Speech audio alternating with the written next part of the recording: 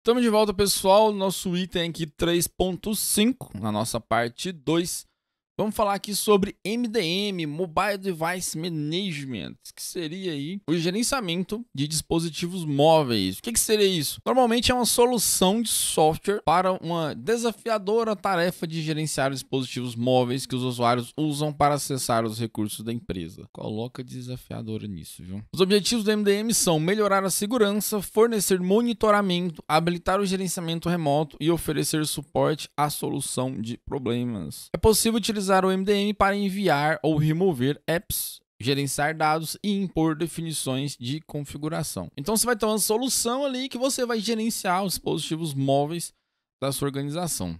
Quando a gente fala de dispositivos móveis, a gente vem, pelo menos para mim, vem muito na cabeça smartphones. Por mais que na prática isso seja, acho que o mais habitual, a gente tem a parte também de laptops, de notebooks e tablets, dependendo da empresa, né? E às vezes algum equipamento específico que a empresa utiliza também, que precisa ser gerenciado. E começando com o Application Management, né? Que seria o gerenciamento de aplicações.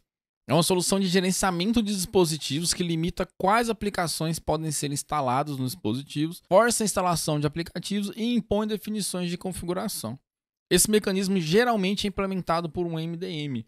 Ou seja, a gente tem um MDM aqui que seria a solução de gerenciamentos positivos e dentro deles a gente tem um gerenciamento específico aqui de aplicações. Sem o controle de aplicativos, os usuários poderiam instalar códigos maliciosos, executar software de roubos de dados, utilizar aplicativos que revelam dados de localização ou não instalar aplicativos necessários aos negócios, né, ou a utilização ali da empresa. Content Management, que seria a parte de gerenciamento de conteúdo, é o controle sobre o conteúdo acessado pelos dispositivos móveis. Normalmente, no sistema de gestão de conteúdo móvel, né, um MCM aqui, que seria a parte de gerenciamento de conteúdo, ele é usado para controlar recursos e os meios pelos quais eles são acessados ou usados em dispositivos móveis. O MCM ele pode levar em consideração os recursos de um dispositivo, disponibilidade de armazenamento, tamanho da tela, limitações de largura de banda, memória RAM, recursos CPU, ao renderizar ou enviar dados para dispositivos móveis. Ou seja, todas as configurações do dispositivo ele vai levar em consideração. Se um dispositivo, sei lá, tem uma tela que é uma resolução X lá, que ela não seja Full HD, por exemplo,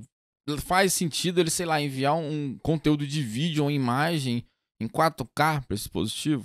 Não faz sentido, então seria nessa pegada aí. Ou às vezes mandar um arquivo muito pesado, instalar muitos aplicativos, enfim. O objetivo de um sistema de gerenciamento de conteúdo para dispositivos móveis é maximizar a performance e reduzir a complexidade de utilização. O MCM também pode ser vinculado a um MDM, ou seja, lá a solução MOR, digamos assim, para garantir o uso seguro dos dados da empresa. Às vezes esse dispositivo ele tem que consumir algum tipo de conteúdo, então ele consumiria desse gestor, né, desse sistema de gestão de conteúdo móvel. Remote Wipe seria uma limpeza remota. Ela deve ser realizada se um dispositivo for perdido ou roubado. Isso a gente consegue fazer até em dispositivos pessoais, né? Tem umas paradinhas lá do Google lá, que você consegue fazer esse Remote Wipe. Alguns antivírus também já tem isso daí, que você consegue fazer a limpeza. Porque assim, você já perdeu o dispositivo foi roubado. Já perdeu o dispositivo. O que você pode perder mais? Seus dados pessoais e acesso a contas, né? Então, assim, apaga tudo que pelo menos dos males o menos pior, né? Uma limpeza remota permite excluir todos os dados e possivelmente até mesmo as configurações de um dispositivo remotamente. Porém, uma limpeza remota não é uma garantia de segurança dos dados, pois o sinal de gatilho de limpeza pode não ser recebido pelo dispositivo. Uma limpeza remota geralmente é apenas a exclusão de dados do usuário e uma redefinição do dispositivo de fábrica. Ou seja, pode ser possível a recuperação de arquivos após o processo de limpeza. Pode ser, mas a não ser que você seja uma figura pública, alguém queira realmente pegar aqueles dados ali, dificilmente alguém vai tentar fazer uma recuperação. Porque o cara vai tentar perder tempo para recuperar e dependendo se o dispositivo for criptografado, ele não vai conseguir. Enfim, o cara quer vender mesmo e trocar por coisinhas aí que possam deixar ele muito doido. Uma maneira de melhorar esse benefício é manter o armazenamento do dispositivo criptografado, também conhecido como FDE, que é o Full Device Encryption, ou Full Disk Encryption. Alguma coisa assim. Mas é a criptografia toda do dispositivo. Geofencing, que seria uma designação de uma área geográfica específica que é utilizada para implementar recursos em dispositivos móveis. Quando a gente viu esse conceito de geofence, eu não me lembro se foi no domínio 1 ou 2, Lá ele vinha com um negócio de cerca geográfica. Seria mais ou menos isso. Né? Ele pode ser definido por coordenadas de GPS, um sistema de posicionamento interno sem fio, que é o WIPS, e presença ou um sinal sem fio específico. Sei lá, quando você conectar na rede da empresa, ele ativa esse geofence aí ele pode ser configurado ali para habilitar ou desabilitar alguns recursos com base nessa cerca. Tipo assim, ponto, bateu o ponto. O funcionário ele só pode bater o ponto na rede específica lá da empresa, entendeu? Se ele sair daquela rede ou estiver na rede móvel, 4G, 5G, enfim, ele não consegue acessar aquele serviço, mesmo que seja por VPN ou coisa do tipo. É mais ou menos um exemplo de funcionamento prático de geofencing. Geolocation ou geotagging é a capacidade de um dispositivo móvel de incluir detalhes sobre a sua localização em qualquer mídia criada pelo dispositivo, como fotos, vídeos e postagens em redes sociais. Cuidado com isso aí, viu? Isso pode te entregar. Você pode ser pego por causa disso aí, ó.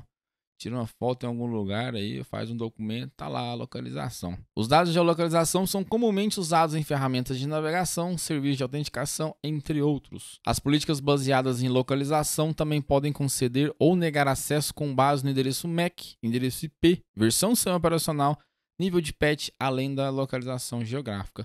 Obviamente, essas políticas aqui de localização são sistemas muito complexos, né? E essa parte de localização é uma coisa que já tá vindo também em questão de carro, né? De rastreamento de carro, que também já tem essa parte aí de geolocalização. Screen locks, que seria bloqueios de tela, né? Muitos dispositivos podem ser bloqueados com uma senha, assim como notebooks, desktops podem ser bloqueados se não forem usados por algum tempo. Algumas formas de desbloqueio são desenhar um padrão na tela ou digitar um PIN, que no caso nenhuma dessas opções é devidamente segura, sendo sujeitas a ataques de shoulder surfing. Dependendo às vezes do jeito que você limpa a tela do telefone, e você faz ali o padrão da primeira vez, ele fica o risco certinho. Tem a questão de você utilizar face, né, detecção de face e tudo mais, que é um segundo fator, talvez um tão pouco mais seguro, né? Mas é aquela questão, quando fala de PIN e senha aí, essa parte do shoulder surfing aí, principalmente em ônibus, metrô, vai digitar a senha ali, então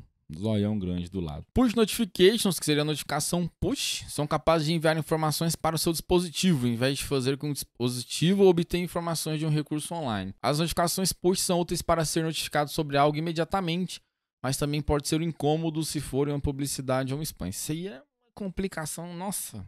Quando a gente troca de celular, pelo menos eu, né? Quando troca de celular, aí você instala os aplicativos, tudo, cara, é notificação demais. Tem que sair bloqueando tudo. E o pior é que tem alguns aplicativos que é importante, por exemplo, um aplicativo de cartão de crédito, né? Eu uso um específico, sempre que você passa o cartão de crédito, ele chega a notificação. E às vezes você tá de boa lá, tranquilo, papo, chega a notificação, você fala, meu Deus, tá alguém usando o meu cartão de crédito. Aí quando você vai ver a publicidade, aí fica bolado. E não tem como você cancelar só a publicidade, né? Enfim, complicado. Password e PINs, uma senha forte seria uma ótima ideia em um telefone ou outro dispositivo móvel, se o bloqueio do telefone fornecesse segurança real. Mas como a maioria dos dispositivos móveis não é segura, mesmo com uma senha forte, o dispositivo ainda pode ser acessado por Bluetooth, sem fio ou cabo USB. Quando eu vejo esse tipo de coisa, seria mais ou menos aquela questão do NFC. O pessoal, se você tiver o NFC ligado, aproximar a maquininha, consegue fazer o pagamento e tudo mais e tal. No cartão sim, mas no dispositivo já não é assim mais, pelo menos em todos os sistemas que eu já vi, tem contato com quem utiliza isso, tem uma certa segurança. O que ele traz aqui, por exemplo, a parte de dispositivos móveis, de conexão com cabo USB, no caso de smartphone e tablets, que às vezes alguns dispositivos você conecta o cabo USB no computador, você consegue acessar ele. Nos meus dispositivos, sempre pede para desbloquear, né?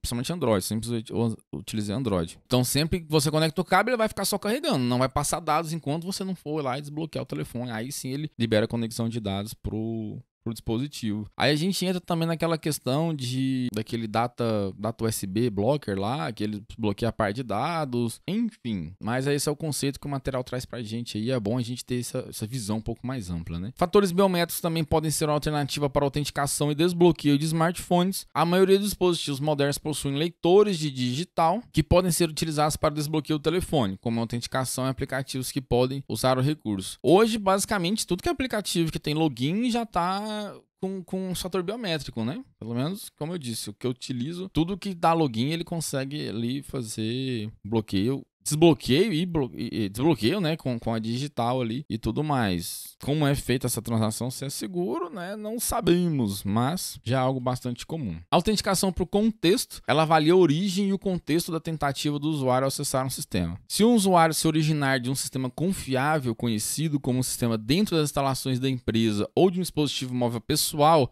se torna um contexto de baixo risco e um nível moderado de autenticação pode ser obrigatório para obter o acesso. Caso a origem seja de um usuário externo desconhecido, o contexto é de alto risco, sendo necessária uma autenticação mais complexa. Isso a gente traz para outros contextos também, né? Por exemplo, uma determinada entrada em um prédio, o pessoal chega na garagem e fica buzinando, esperando que o porteiro abra o portão. Isso aí seria isso aqui, ó, um usuário externo desconhecido. Você não sabe quem que tá dentro do carro. Aí, às vezes, o prédio ali, a portaria não tem um leitor de placa para identificar o carro, ou às vezes a pessoa está em outro carro que não está cadastrado ali, por mais que ela seja uma moradora. Então, o contexto é que ele seria de alto risco. Você vai simplesmente liberar a pessoa porque ela chegou na porta de uma garagem de um prédio e tá lá buzinando? Não, claro que não. Agora, imagina o seguinte, seja um carro desconhecido, mas a pessoa ligou no telefone da portaria. Falou, olha, abre aqui o portão para mim que eu tô aqui parado. Aí o cara fala, poxa, mas não é qualquer um que já tem o telefone aqui. Isso traz uma certa segurança? Não, não traz. É o que um contexto... Cadê? É um contexto de... Não seria baixo risco, eu diria de médio risco, né? Qualquer um pode ter o telefone ali, mas de alguma forma ele teve contato por ali, né? Então, mas assim, pra gente entender essa questão de contexto, como é que ela funciona na prática. Poxa, alguém ligou na portaria, então ela sabe o número, e aí às vezes ela se identificou, falou que é moradora de determinado apartamento, por exemplo. Então assim, essa questão do contexto, de às vezes chega alguém de fora, eu quero entrar aqui, não sei o que. Não, mas eu já trabalho aqui, eu tenho contato com alguma coisa assim. Seria mais ou menos aí nessa pegada. Containers ou containerização podem ser empregados em conjunto com os dispositivos móveis como forma de proteger os ativos da empresa contra perda ou roubo. Essa técnica pode ser empregada para fornecer acesso criptografado e isolado a softwares e dados sensíveis. Quando a gente fala de container, a gente não está falando não só da parte de segurança, como da parte de economia, de computação, né, de poder computacional e tudo mais. Então, é algo assim que tem que ser levado em consideração. É fácil de implementar? Não. Mas, dependendo do conceito da empresa, do contexto dela ali, do nível de necessidade, é algo necessário. Segmentação de armazenamento. Segmentação de armazenamento é usada para compartimentar vários tipos ou valores de dados em um armazenamento. Em um dispositivo móvel, a segmentação de armazenamento pode ser usada para isolar o sistema operacional e aplicativos pré-instalados de dados e apps instalados pelo usuário, de apps instalados pela empresa e seus respectivos dados. Ficou confuso esse texto aqui, mas basicamente seria isolar o sistema operacional, os sistemas pré-instalados da parte de usuário com a parte corporativa ali, a parte da empresa. Hoje, a maioria dos smartphones, que eu acho, já tem armazenamento bem considerável, né? Mas um tempo atrás a gente precisava usar cartão de memória, a gente mesmo já fazia esse tipo de segmentação, né? Tipo assim, não, no meu cartão de memória eu vou deixar só os meus dados, minhas fotos, músicas e tudo mais. E no sistema do telefone mesmo, no armazenamento do telefone, eu vou deixar ali os aplicativos e parte do sistema. Até porque se você tirar os cartões de memória e tivesse aplicativo instalado lá, ele parava de funcionar e o celular dava umas panezinhas meio louca. Mas, então seria isso, essa parte de segmentação. Às vezes eu não sei se o smartphone, no caso do smartphone, consegue fazer um reparticionamento interno, mas deve ter aplicativo que consiga segmentar isso internamente. Com parte de notebooks é mais tranquilo, né? Você fazer esse reparticionamento. Mas é algo também que, dependendo da criticidade da empresa, é algo que vai ser necessário fazer isso lá com MDM. Full Device Encryption, né, que é o FDE que eu comentei lá, seria a criptografia completa do dispositivo, né, que você vai criptografar a parte de armazenamento dele como um todo. Muitos dispositivos são pré-criptografados ou podem ser criptografados pelo próprio usuário.